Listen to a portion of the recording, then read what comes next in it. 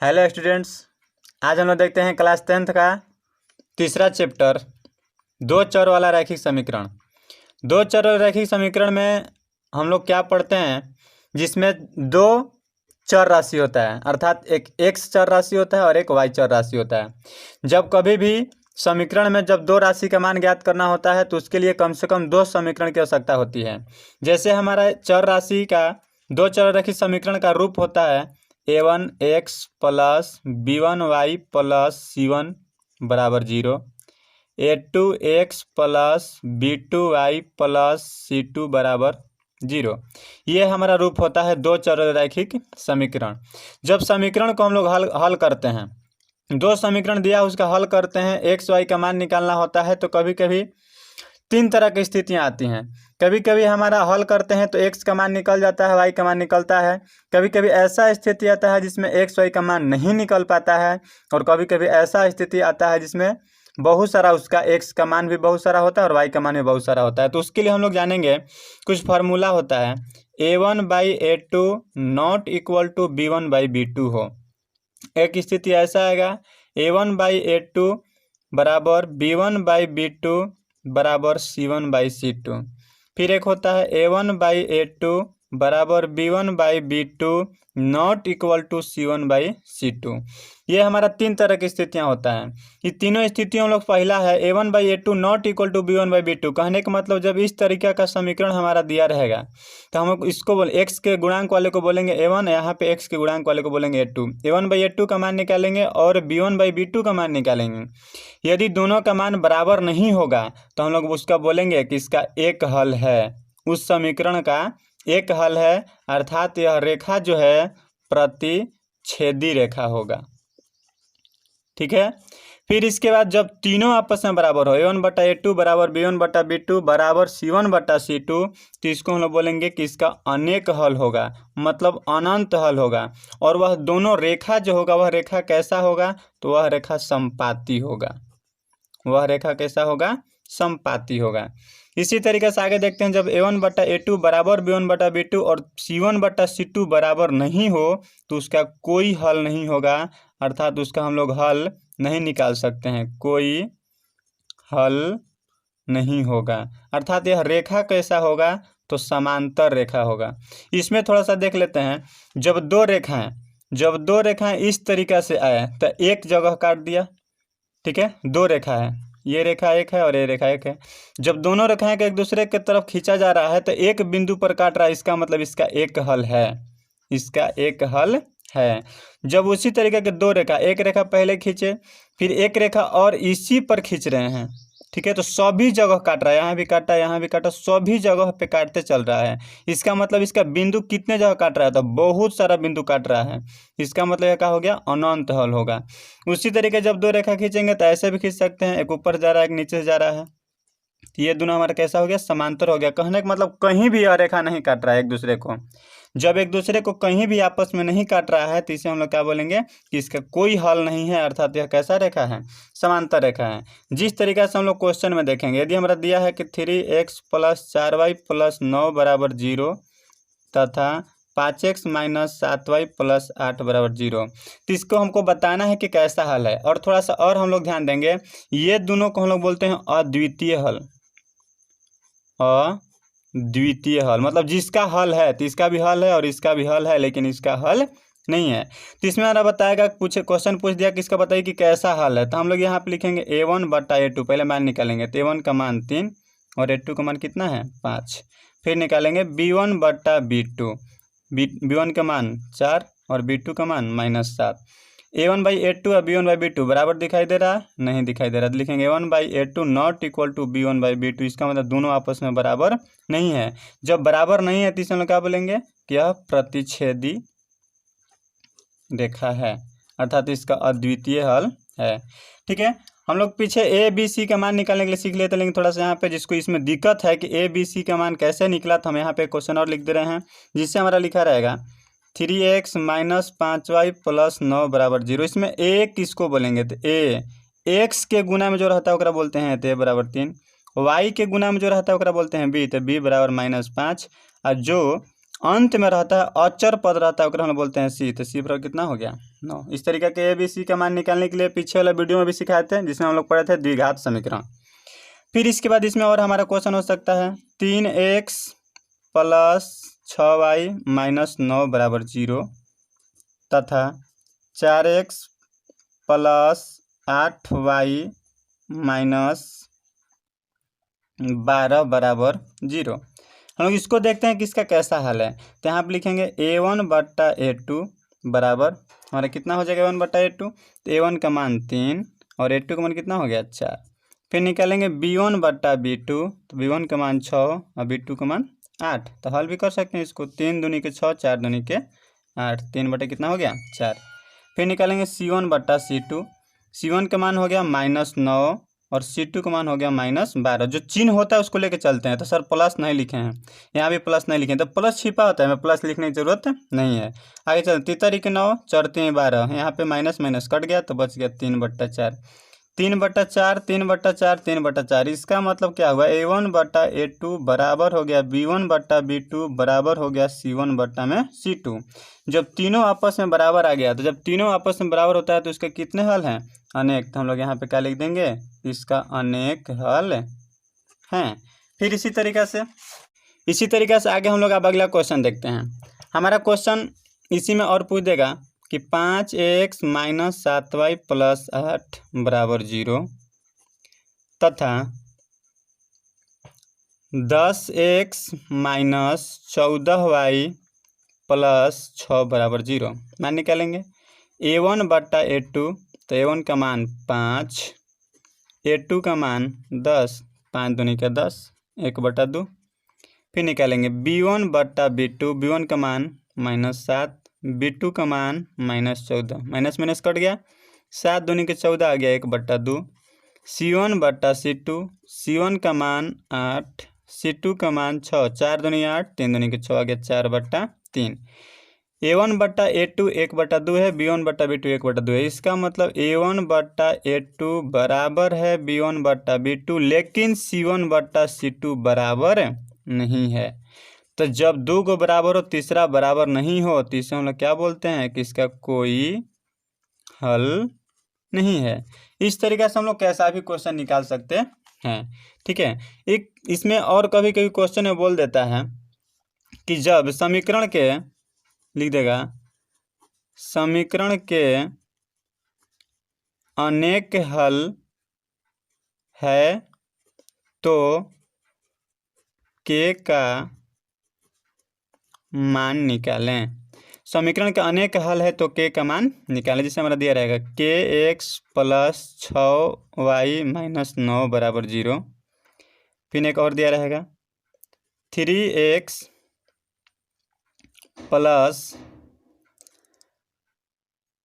12y minus 18 बराबर 0 हो गया। इस तरीके से हमारा क्वेश्चन बोल रहा है क्या कि अनेक हल है। तो अनेक हल कब होता है तो a1 बट्टा a2 बराबर b1 बट्टा b2 बराबर c1 बट्टा c2। a1 का मान k, a2 का मान 3, b1 का मान 6, b2 का मान 12, c1 का मान -9, c2 का मान -18। तो हम लोग इतना बराबर करने की जरूरत नहीं, हम लोग सिर्फ ये दोनों बराबर करते हैं। यहाँ पे बराबर करेंगे तो k बट्टा 3 बराबर 6/12, 6 दूनी के 12, के बराबर 3 नीचे तो इधर क्या हो जाएगा ऊपर, तो 3/2। यहाँ पे क्या हो जाएगा आंसर। जस्ट इसी तरीके से क्वेश्चन और देगा और सिर्फ हमारा क्या बोल देगा कि समीकरण के कोई हल नहीं है। तो कोई हल नहीं है तो हमारा फॉर्मूला हो जाएगा नॉट इक्वल टू। तो ये दोनों तो आपस में बराबर होगा, तो हम लोग ये दोनों बराबर करके अर्थात इस समीकरण में कोई हल नहीं रहेगा तब हमारा आंसर कितना आएगा 3/2। अनेक हल है तभी इसका आंसर कितना है 3/2। अब आगे हम लोग चलते हैं अगला टॉपिक। जब हमारा दो समीकरण दिया हुआ हो, कहने का मतलब हम लोग समीकरण क्या जानते हैं a1x plus b1y plus c1 बराबर 0, a2x plus b2y plus c2 बराबर 0। जब हमारा ये दोनों समीकरण दिया हुआ हो तो ये दोनों समीकरण से हमारा तो अद्वितीय हल है। इसका मतलब हम लोग x और y का मान निकाल लेते हैं, ठीक है। तो जब एक्स वाई का मान निकालते हैं तो एक्स वाई का मान किस तरीके से निकाला जा सकता है, कैसे कैसे एक्स वाई का मान निकाल सकते हैं। तो हम लोग विधियां पढ़ते हैं मान निकालने के लिए। ये हमारा विधि क्या क्या होता है, एक होता है ग्राफीय विधि, ठीक है, एक्स वाई का मान निकालने के लिए विधि, ग्राफीय विधि। तो ग्राफीय विधि हमारा होता है ग्राफ की तरफ से निकालते हैं। एक होता है हमारा प्रतिस्थापन विधि, एक होता है हमारा विलोपन विधि, और एक हमारा होता है वज्रगुणन विधि। ये हम लोग को 10th क्लास में 4 विधि पढ़ना है। कभी भी जब 2 चर वाला रैखिक समीकरण रहेगा, अर्थात एगो एक्स एगो वाई रहेगा, चाहे ए यहाँ पे मान लो कभी कभी ए बी भी दे देता है, ठीक है, तो वहाँ पे हम लोग इसको 4 विधि से निकाल सकते हैं। और चारों विधि से निकालेंगे तो विधि हमारा है और रूल अलग नहीं है, सिर्फ हमारा विधि है। तो विधि है तो यहाँ पे यदि एक्स का मान 2 आया, यहाँ पे वाई का मान 2 आया, ठीक, तो हमारा हर विधि से एक्स वाई का मान उतना ही आएगा। तो ग्राफीय विधि हम लोग ग्राफ विधि से पढ़ेंगे, ठीक है, ग्राफ की कॉपी और पढ़ेंगे। हमारा है प्रतिस्थापन विधि, विलोपन विधि और वज्रगुणन विधि। तो प्रतिस्थापन विधि के बारे में जानते हैं कि प्रतिस्थापन, तो प्रतिस्थापन क्या है, प्रतिस्थापन विधि होता क्या है। तो कहने का मतलब जब किसी एक चीज़ को दूसरे चीज़ में स्थापना किया जाता है, स्थापित यहाँ पे लिखा है, स्थापन मतलब स्थापित कर देना। कहने का मतलब इसमें से एक्स का मान निकाल करके इसमें स्थापित कर दिए, ये हो गया प्रतिस्थापन। विलोपन मतलब विलुप्त है, इसको हमको पता नहीं है, ठीक है, तो उसमें हमको पता नहीं है, लेकिन हम लोग को वहाँ पे देख करके पता करेंगे। अब वज्रगुणन मतलब तिरछा तिरछी गुणा करके हम लोग उसको क्रॉस मल्टीपल के रूप में बनाएंगे। जिस तरीके से हम लोग एक क्वेश्चन देखते हैं, ठीक है, और हम लोग ये तीनों विधि से हल करते हैं। बाकी सब क्वेश्चन ईजी है। जिस तरीके से हमारा दिया रहेगा 3x + 2y + 5 = 0 तथा 5x - 3y + 7 = 0, ये हमारा क्वेश्चन दे दिया। बोला कि हमको x और y के मान निकालना है। तो सबसे पहले हम लोग देखते हैं प्रतिस्थापन विधि। प्रतिस्थापन विधि, प्रतिस्थापन विधि, तो सबसे पहले हमारा जो दिया है 3x + 2y + 5 = 0, जो दिया इसको लिख दिए।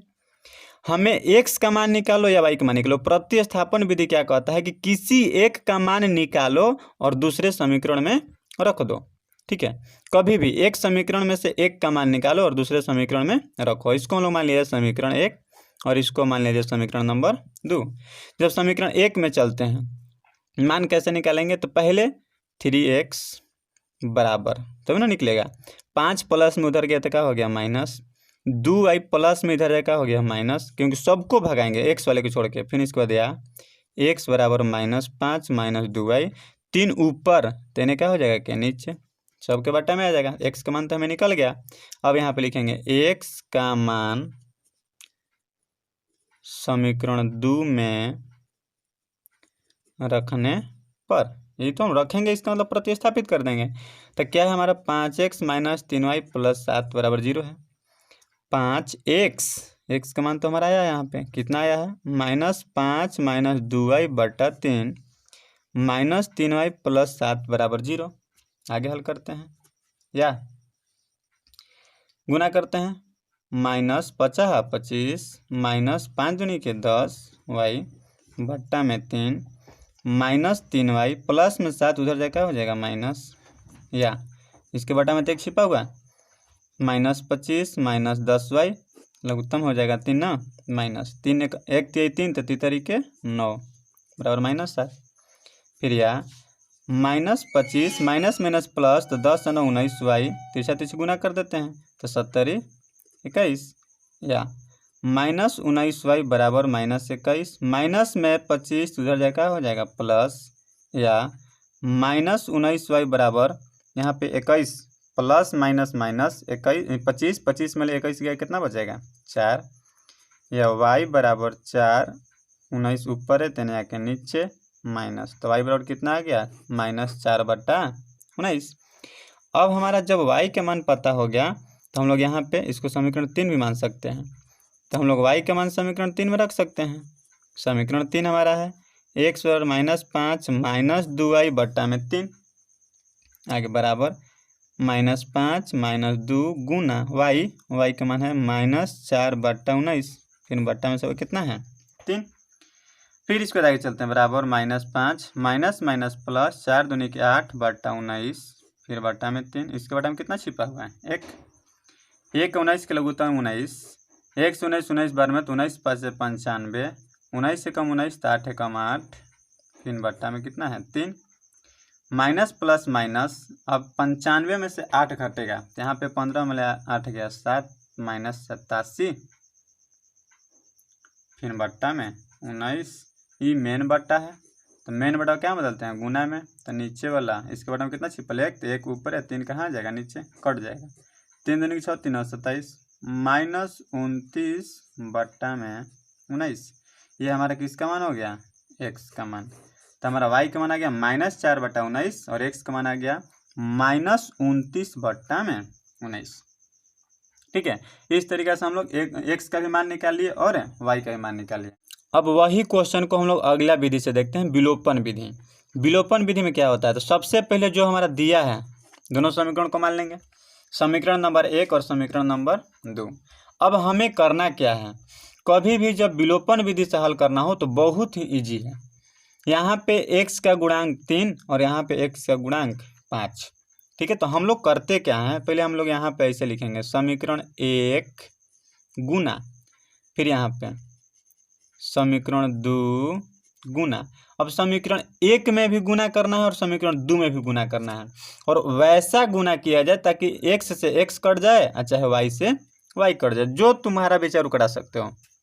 हम चलते हैं x कटाते हैं, x यहाँ पे है, x के बगल में है 3, यहाँ पे x के बगल में है 5। हम लोग को इसमें याद क्या रखना है, एकदम ईजी, ज़्यादा लफड़ा नहीं करना है। हम लोग को याद क्या रखना है कटाने के लिए, कि यहाँ पे दूसरा समीकरण में x का जो गुणांक है उकरा में पहला में गुना करेंगे, और जो पहला में गुणांक है उकरा में दूसरा में गुना करेंगे। मतलब इसका गुना दूसरका का गुना पहिलका में और पहिलका का गुना दूसरका में। ठीक है, अब यहाँ पे हम लोग जोड़ेंगे कि घटाएंगे, गुना तो कर दिए लेकिन गुना करने के बाद जोड़ेंगे कि घटाएंगे, तो यहाँ पे देखेंगे प्लस है, जो है प्लस, तो यहाँ पे हम लोग क्या करेंगे माइनस। यदि यहाँ पे माइनस यहाँ पे माइनस, तो जो क्या करेंगे माइनस। कहने का मतलब जब समान चिन्ह रहेगा तो ऐसा करेंगे माइनस, और जब उल्टा चिन्ह रहेगा तो यहाँ पे क्या करेंगे प्लस। हम लोग क्या करते हैं, समीकरण 1 में गुना किए हैं कितना से, 5 से, तब 5 से गुना करो, तो समीकरण यहाँ से यहाँ तक है ना, तो सब में 5 से, 5 3 15x, 5 दूनी के 10y, 50 25, 0 में 5 से करेंगे 0। अब यहाँ पे समीकरण 2 में कितना से करना है, 3 से। नीचे लिखते हैं 5 3 15x माइनस 3 से 33 के 9y प्लस 70 21, फिर 3 में 0 से गुना करेंगे 0। क्या करना है, समीकरण घटाना है, तो घटाते हैं तो चिन्ह उल्टाते हैं, जब प्लस तो माइनस, प्लस तो माइनस, माइनस तो प्लस, प्लस तो माइनस, ये तो कट गया, प्लस प्लस प्लस तो 10 9 19 y, प्लस माइनस माइनस 25 में लेकर जाए कितना बचेगा 4 बराबर 0, या y बराबर प्लस में तो ना जाके क्या हो जाएगा माइनस में 4, 19 ऊपर है तो क्या हो गया नीचे, y बराबर आ गया -4/19। जब हमें y का मान निकल गया, अब हम लोग समीकरण 1 में भी चल सकते हैं और समीकरण 2 में भी चल सकते हैं। कारण y के मान समीकरण 1 में भी रख सकते हैं और समीकरण 2 में भी रख सकते हैं। समीकरण 1 में रख रहे हैं 3x प्लस 2y प्लस 5 बराबर 0, 3x प्लस 2 गुना y का मान रखना है, तो y का मान कितना है -4/19 प्लस 5 बराबर 0, या 3x प्लस माइनस माइनस 4 दूनी के 8 बट्टा में 19 प्लस में 5 उधर विदा कर देते हैं माइनस, 3x बराबर -5 प्लस यहाँ पे माइनस में है तो उधर जाए क्या हो जाएगा प्लस 8 बट्टा में 19, या 3x बराबर 1 बट्टा में 1 19 के लोग 19, 1 से 19 19 5 95, 19 के 19 8, या 3x बराबर कितना हो जाएगा 87 -87 बट्टा 19, या ऊपर से ऊपर कटा देते हैं यहीं पे, 3 दूनी के 6 3 9 27, तो x बराबर हो गया -29 बट्टा में 19। ठीक है, हम लोग प्रतिस्थापन विधि से भी निकाले तो एक x बराबर निकला था -29 बट्टा 19। अब यहाँ पे हम लोग हल करते हैं इसको वज्रगुणन विधि से। वज्रगुणन विधि हम लोग को याद क्या रखना है कि यदि कभी भी ये हो गया c के मान, ये भी है c के मान, यदि c के मान बराबर के दाहिने तरफ हो, कभी भी एकदम इसको याद रखना, बहुत इंपॉर्टेंट बात है, नहीं तो गलत हो जाएगा। c के मान यदि बराबर के दाहिने तरफ हो तो उसको बाएं तरफ ला करके ही हल करेंगे, जिस तरीके से हमारा इसमें बाएं तरफ ही दिया हुआ है। ठीक है, तो हम लोग को इसमें करना क्या होता है, वज्रगुणन विधि में हमारा चलता है नियम b1 b2 c1 c2 बटा नहीं देते हैं a1 a2 b1 b2, b1 से शुरू करते हैं b1 पर ख़त्म करते हैं। ठीक है, अब यहाँ पे गुणा करते हैं b1 गुना c2 b2 c1, c1 A2 C2 A1 A1 B2 A2 B1, इसको बोलते हैं x, इसको बोलते हैं y, इसको बोलते हैं 1। ठीक है, ये हमारा चलता है बजीगुणन विधि में। फिर से समझा देते हैं। पहले यहाँ पे लिख देंगे B1 B2 C1 C2 A1 A2 B1 B2 लिखने आ जाएगा। मतलब B1 से शुरू करेंगे, B1 पे जाकर खत्म करेंगे। पहले ऊपर से नीचे गुना करते हैं, B1 C2 फिर माइनस यहाँ पे लिख देते हैं। ऊपर है x तो यहाँ पे लिखेंगे x बट्टा B1 C2 फिर माइनस करते हैं तो नीचे से ऊपर न जा रहे हैं B2 C1 बराबर होता है y बट्टा, अब एक से गुना ना C1 A2 फिर माइनस, फिर नीचे से ऊपर C2 A1 फिर इसके बाद 1 बट्टा ऊपर से नीचे A1 B2 नीचे से ऊपर A2 B1। ठीक है, हमें ये याद रखने की जरूरत नहीं है। जिसको याद हो जाएगा तो अच्छा है, जिसको याद नहीं है कोई दिक्कत नहीं है। हम लोग यहाँ पे बनाएंगे, क्या करना है, हमें B1 से शुरू करना है ना। तो ये हो गया A, आई क्या हो गया B, ये हो गया A, दी क्या हो गया B। तो B से लिखते हैं, तो B यहाँ पे कितना है 2, यहाँ पे B कितना है -3। फिर इसके बाद लिखते हैं C का मान 5, C का मान 7, फिर A का मान 3, 1 का मान 5, फिर B का मान 2, फिर B का मान -3। लिख तो दिए। अब यहाँ पे इसमें इससे गुना करते हैं। पहले यहाँ पे लिखते हैं x, यहाँ पे लिखते हैं y और यहाँ पे लिखते हैं 1। तो यहाँ पे लिख देंगे x बट्टा 2 में 7 से 7 दूनी के 14, फिर क्या लिखते हैं माइनस। अब एकरा से गुना करेंगे तो 5 आई 15 माइनस है तो यहाँ पे माइनस लिखेंगे। अब डबल चिन्ह हो गया तो यहाँ पे क्या लिखेंगे कोष्ट, फिर बराबर। अब यहाँ पे y है तो y लिखेंगे बट्टा 5 में 5 से गुना करेंगे ना, 50 25 माइनस, अब 70 21 बराबर। फिर यहाँ पे पहले ऊपर है तो 1 तितरी के 9 माइनस में तो माइनस लिखेंगे, फार्मूला होता है माइनस, फिर नीचे से ऊपर है 5 दूनी के 10, x बट्टा 14 माइनस माइनस प्लस 15 y बट्टा घटा देंगे 4 1 बट्टा 19 हो जाएगा। x बट्टा 5 4 9 29 y बट्टा 4 माइनस ऊपर चल जाएगा। अब यहाँ पे क्या करते हैं, इतना तो हल हो गया। इसको इसके बराबर, फिर इसको भी इसके बराबर, x बट्टा 29 बराबर -1 बट्टा 19 तथा y बट्टा 4 बराबर -1 बट्टा 19। तो x बराबर नीचे से ऊपर चल जाएगा -29 बट्टा 19 और नीचे से ऊपर चल जाएगा -4 बट्टा 19। ये भी हमारा मान निकल गया। अर्थात हम लोग तीनों विधि से हम लोग मान निकाल लिए। अब हमारा कैसा भी क्वेश्चन हो, ठीक है, तो हम लोग ये तीनों विधि से आसानी से हल कर सकते हैं।